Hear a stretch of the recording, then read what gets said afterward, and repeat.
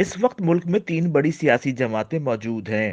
پاکستان کی تاریخ پر نظر دوڑائیں تو سب سے زیادہ آرمی چیف مسلم لیگ نون نے تعینات کیے ہیں۔ مسلم لیگ نون نے اب تک 5 آرمی چیف تعینات کیے ہیں، جبکہ پیپلز پارٹی نے 2 اور پاکستان تحریک انصاف نے نیا آرمی چیف تعینات کرنے کے بجائے مدت ملازمت میں توسیع کو ترجیح دی تھی۔ تاریخ کے مطابق پیپلز پارٹی کے حصے میں 4 ادوار آئے، جس میں آرمی چیف تعینات کرنے کے مواقع 3 بار آئے۔ 1976 میں اس وقت کے وزیر اعظم ذوالفقار علی بھٹو نے ضیاء الحق کو آرمی چیف تعینات کیا تو اگلے ہی برس جولائی 1977 میں آرمی چیف نے منتخب حکومت کا تختہ الٹ دیا اور مارشل لا لگا کر 10 سال اقتدار میں رہے۔ ان کے بعد general Mirza Aslam Beg army chief بنے، جو جنرل ضیاء الحق کا طیارہ تباہ ہونے کے بعد صدر غلام اسحاق کی جانب سے تعینات کیے گئے تھے۔ 1988 میں انتخابات ہوئے تو پیپلز پارٹی سے بے نظیر بھٹو وزیر اعظم بنی۔ بے نظیر بھٹو کی پہلی حکومت 20 مہینے کے بعد تحریک عدم اعتماد کے باعث ختم ہو گئی اور آرمی چیف تعینات کرنے کا موقع نہ مل سکا۔ اکتوبر 1993 سے نومبر 1996 تک دوسری بار اقتدار ملنے پر جنوری 1996 میں جنرل جہانگیر کرامت کو آرمی چیف تعینات کیا گیا۔ پیپلز پارٹی کا چوتھا دور 2008 سے 2013 تک تھا، جس میں وزیر اعظم یوسف رضا گیلانی کو جولائی 2010 میں آرمی چیف تعینات کرنے کا موقع ملا۔ Army chief general Ashfaq Parvez Kayani اپنی مدت کے 3 سال پورے کر چکے تھے، لیکن پیپلز پارٹی نے اس وقت نیا چیف تعینات کرنے کے بجائے انہیں توسیع دینے کا فیصلہ کیا۔ پاکستان مسلم لیگ نون سے میاں محمد نواز شریف بے نظیر کی پہلی حکومت گرنے کے بعد 1990 سے 1993 تک پاکستان کے وزیر اعظم رہے۔ اس دوران انہوں نے جنرل اسلم بیگ کی ریٹائرمنٹ کے بعد 1991 میں جنرل آصف نواز کو آرمی چیف تعینات کیا۔ 1993 میں جنرل آصف نواز کی وفات کے بعد وزیر اعظم نواز شریف نے جنرل وحید کاکڑ کو آرمی چیف تعینات کیا۔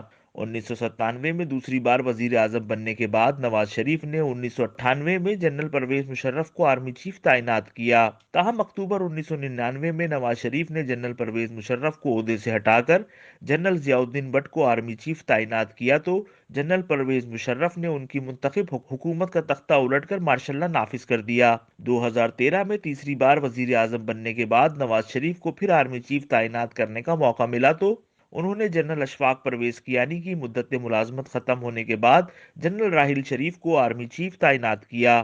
اسی 5 سالہ دور حکومت میں 2016 میں جنرل راحیل شریف کے 3 سال بطور آرمی چیف مدت پوری ہونے پر نواز شریف نے جنرل قمر جاوید باجوہ کو آرمی چیف تعینات کیا اور اب 2022 میں اتحادی حکومت نون کے پاس ہونے کی وجہ سے ایک بار پھر آرمی چیف تعینات کرنے کا چھٹا موقع پاکستان مسلم لیگ نون کے پاس ہے، لیکن وزیر اعظم اب شہباز شریف ہیں۔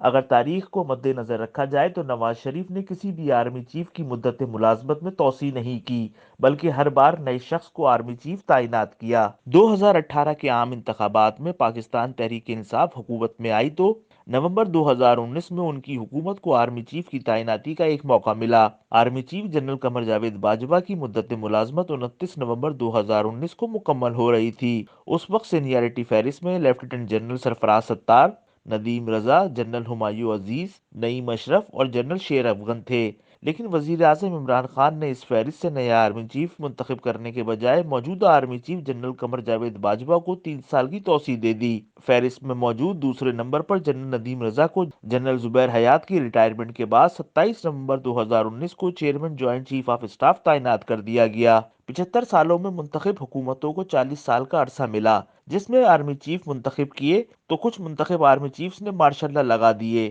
1947 کے بعد سے اب تک پاکستان میں 35 سالوں کی مدت کے ساتھ 3 مارشل لا لگ چکے ہیں، جس کی وجہ سے ماضی میں منتخب سیاسی حکومتیں بھی مدت پوری نہیں کر سکیں۔ 2008 سے اب تک 3 مسلسل منتخب حکومتیں اقتدار میں ہیں، لیکن وزرائے اعظم اپنی 5 سالہ مدت مکمل نہ کر سکے۔ قیام پاکستان کے بعد جب پہلے مقامی آرمی چیف کا انتخاب کیا گیا تو پاکستان کے پہلے وزیر اعظم لیاقت علی خان نے 1951 میں جنرل ایوب کو آرمی چیف تعینات کیا۔ اس کے بعد ملکی نظام مارشل لا اور صدارتی نظام میں ڈولتا رہا۔ مشرقی پاکستان کی علیحدگی اور 1973 کے آئین کے بعد باضابطہ وزیر اعظم پاکستان کو اہم تعیناتیوں کی صوابدیدی اختیارات دیے گئے۔ پاکستان کی تاریخ میں 14 میں سے صرف 4 آرمی چیف سینئر ترین جنرلز تھے، جن میں general Tikka Khan, general Aslam Beg, general Jehangir Karamat اور جنرل اشفاق پرویز کیانی سینیارٹی فہرست میں پہلے نمبر پہ تھے۔